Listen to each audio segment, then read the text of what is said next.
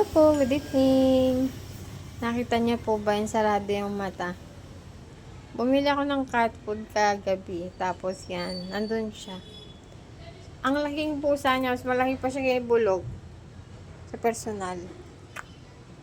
Laglag, nakatingin kasi si Logdog, ayun, si Celos to eh. Ayan, nilinis ko na yung mukha niya, hindi siya kumakain eh. Hindi niya naaamoy yung pagkain. Ayan siya. Bumili ako ng gamot. Ayun, Doxy.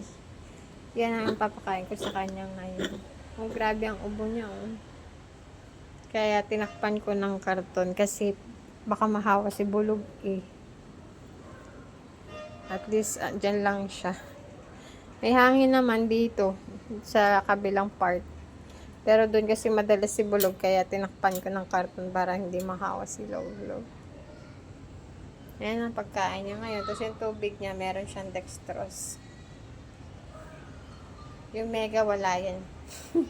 Kay Bulog yan eh. Ayan si Bulog po pa ng tingin. Ay, yung batang maliit. Nakita niyo po ba yung batang maliit? Alas 5 ng madaling araw umiiyak. Ayan siya. Pinagkasya niya yung sarili niya dyan sa loob ng paso. Ang cute-cute niya.